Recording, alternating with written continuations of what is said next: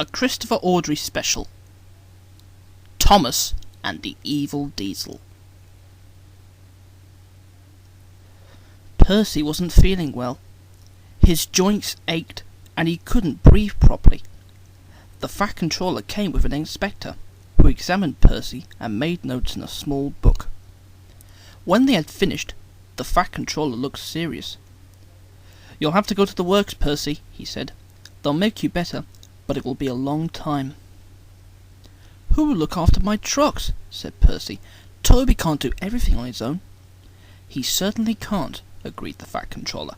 "I shall borrow another engine." The only engine the other railway could spare was a diesel shunter. Doug was at the works when he heard an oily purring noise. He recognised the new arrival at once. "It's Diesel," he thought, and scuttled behind the shed. "What's he come back for?" he said crossly. "The Fat Controller sent him away in disgrace." The Fat Controller was cross too, but he needed another engine, and Diesel was the only one available. When Diesel reached the junction, Thomas was waiting with Annie and Clarabel. "Hello," said Thomas suspiciously. "You've come to help Toby, I suppose. Well, no tricks, mind." Diesel looked pained. "Tricks? What, me?"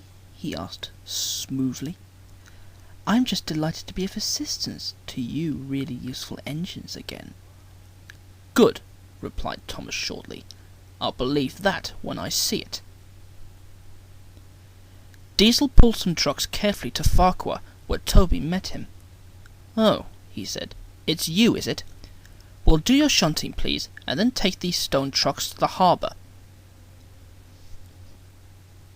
Thomas and Toby made it clear to Diesel that they would stand no nonsense.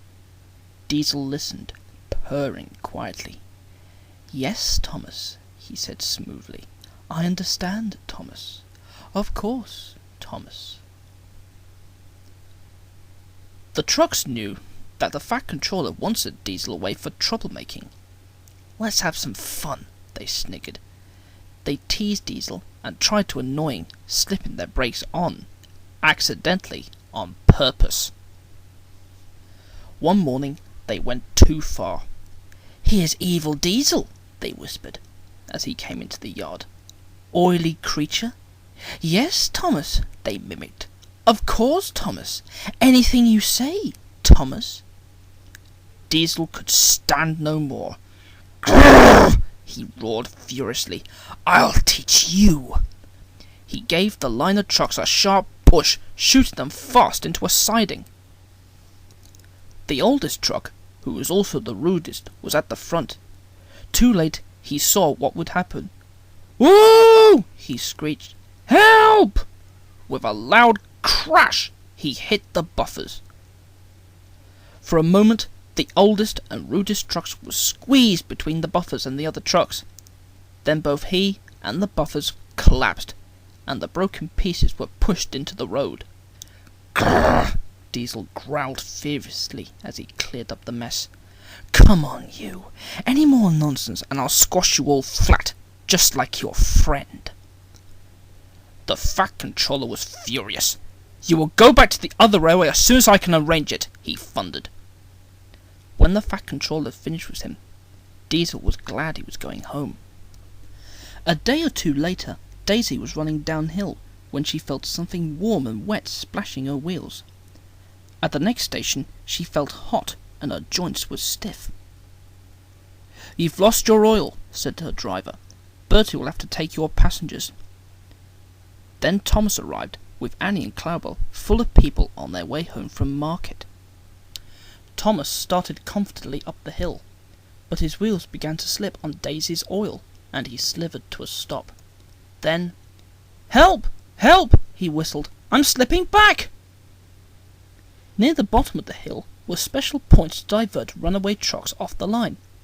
Thomas could not stop his heavy train from pulling him downhill towards these points. Clarabel's back wheels were directed off the line. They sank firmly into the mud, and Thomas stopped. "That's torn it," said the guard. He helped the passengers back to the station. Diesel was waiting at the next station, pulling his last train before going home in disgrace. He sniggered slyly when he heard about Thomas. "Serves him right," he said. Then Diesel remembered that while Thomas was blocking the single line, he couldn't get past. The trucks tittered as he pushed them crossly into a siding. "Bother," thought Diesel. "I shall have to help or I can't go home." He set off to the rescue. At the oily place he stopped before creeping carefully forward until he could be coupled to Thomas. Meanwhile, workmen had put sleepers under Clarabel to make a slope up the line. Then they cleaned the oil off the rails and put dry sand on them. At last, everything was ready. Diesel dug his wheels into the sand and pulled, but he was careful not to pull too hard in case a coupling broke. With sanded rails, Thomas could help too. The engines moved forward a little way and stopped, then a bit more, until inch by inch, Clarabel came safely back onto the line. Clarabel was unhurt, so they went back for the passengers. Then, using plenty of sand, both engines pulled the train up the hill. "Thank you, Diesel," said Clarabel. "You were splendid." Diesel began to feel sorry that he was going home. Clarabel asked the Fat Controller to forgive him, and now everyone hopes Diesel will come again. Diesel hopes so too.